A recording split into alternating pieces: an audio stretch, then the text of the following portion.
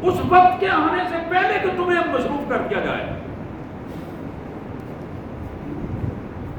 پنجابی جاتے ہیں اتنا مصروف ہاں کہ سر کھرکن کا ویلا نہیں. اتنا مصروف ہو جاؤ تم کہ تمہیں وقت ہی نہ ملے. اس وقت سے پہلے جب تمہیں وقت ملا ہے اس کو سونے میں ضائع نہ کرو, ادھر ادھر کی فضول حرکتوں میں ضائع نہ کرو, اللہ کی حضور عبادات کرو, اللہ کے بندوں تک اللہ کا دین پہنچانے کی کوشش کرو. ہمارے یہاں یہ ذوق بہت کم ہے. جب ذوق کہیں پیدا ہوتا ہے تو ہم کوشش کرتے ہیں کہ چلو باہر جا کے کہیں کریں کو کسی کے لیے. نہیں میرے بھائی, اپنے گاؤں میں رہتے ہوئے, اپنے محلے میں رہتے ہوئے, اگر آپ اپنے کسی بھائی کو, بہن کو, رشتہ دار کو ٹارگٹ بناتے ہیں کہ میں نے اپنے اس بھائی کو نمازی بنانا ہے, میری بہن اپنے ذہن میں رکھتی ہے کہ میں نے اپنی اس بہن کو نمازی بنانا ہے, اس میں یہ وہ غلط عادت ہے میں نے چھڑوانی ہے اس سے یہ عادت, بڑے پیار سے, بڑے اخلاص کے ساتھ اگر وہ اس سے کوئی بری عادت چھڑوا دیتی ہے, کوئی بھائی کسی بھائی سے کوئی غلط عادت چھڑوا دیتا ہے, یقین کیجیے کہ یہ صدقہ جاریہ بن جائے گا. یہ دین کا کام ہے, اس کو دین کہتے ہیں. کسی بے نمازی کو نمازی بنا دیتا, کسی ان پڑھ کو قرآن پڑھا دیتا ہے, حدیث مبارک کی کوئی کتاب کسی کو پڑھا دیتا ہے ایک ایک حدیث کر کے. اس کے لیے وقت نکالیں. یہ نکالا ہوا وقت ہمارے لیے سب سے بڑا قیمتی وقت ہے. ہم وقت نکال کے دوسرے بھائی کو دین سکھائیں, اس کو قرآن سکھائیں, اس کو نماز سکھائیں, اس کو حدیث سکھائیں, اور پھر اس کو اس سطح پہ لائیں. اور پھر وہ جیسے جیسے دین سیکھتا چلا جائے ویسے ویسے برائیاں اس کی زندگی سے نکلتی چلی جائیں, منفی رویے ختم ہوتے چلے جائیں.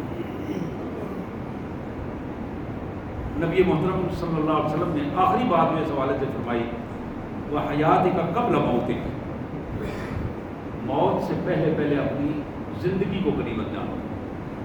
یہ بڑا اہم جملہ ہے جس نے ساری چیزوں کو سمیٹ لیا ہے کہ تمہیں زندگی ملی ہے, صحت ملی ہے, فرصت ملی ہے, وسائل ملے ہیں, ان ساری چیزوں کو زندگی کہتے ہیں. اب یہ زندگی کی ساری نعمتیں ختم ہونے سے پہلے, واپس لیے جانے سے پہلے اللہ کا شکر ادا کرو, اور پھر اس زندگی کو اپنے اللہ کے لیے, اپنے اللہ کے لیے صرف کرو, اور اس کو ریکارڈ کا حصہ بنا دو تاکہ کل وہ ریکارڈ جب اللہ کے حضور ہو جائے تو پھر آپ کے میرے ریکارڈ پر جرا نہ ہو, جرا نہ ہو.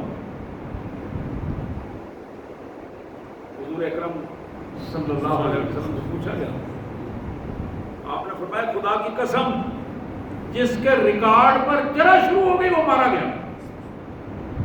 اللہ کے حضور ریکارڈ پیش ہوا, یہ پوچھ لیا گیا کہ تم نے کیا کیا تھا, کیوں کیا تھا.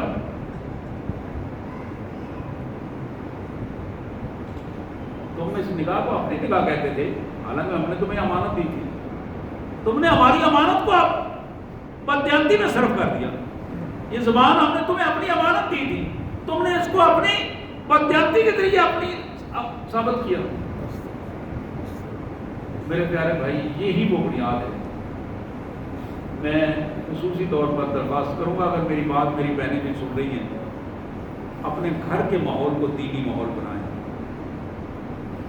یہ میں پہلے بھی کہا, کئی دفعہ کہتا ہوں کہ یہ فتنے کا دور ہے, آزمائش کا دور ہے, دجالیت کا دور ہے. اس دور میں فکر کریں اپنا اور اپنے بچوں کا ایمان بچانے کی فکر کریں. ایمان کے ڈاکو چاروں طرف سے اس ایمان کو کھینچنے کے لیے ایسے چھینا جھپٹی کر رہے ہیں.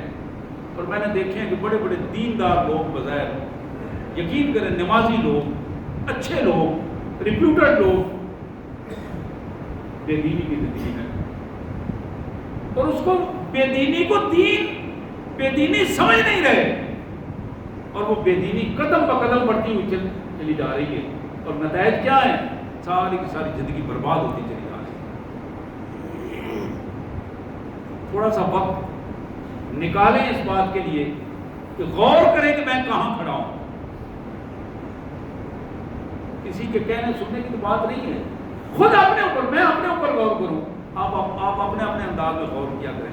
24 گھنٹے میں ضرور، اس کو تفکر کہتے ہیں، تدبر کہتے ہیں۔ قرآن نے بار بار اس طرف توجہ دلائی ہے کہ کچھ ٹائم ضرور نکالیں، نہیں تو پانچوں وقت نماز کے بعد 2-4-5 منٹ کے لیے آنکھیں بند کر کے ذرا غور کریں کہ میں کہاں کھڑا ہوں، پچھلی نماز سے اب اس نماز تک میں نے کیا کیا نافرمانیاں کی۔ اللہ سے دعا ہے اللہ تبارک و تعالیٰ ہمیں اس دنیا میں دین کے اعتبار سے اور دنیا کے اعتبار سے کامیاب زندگی عطا فرمائے اور ناکامی سے پناہ عطا فرمائے۔ واخر دعوانا الحمد للہ رب العالمین۔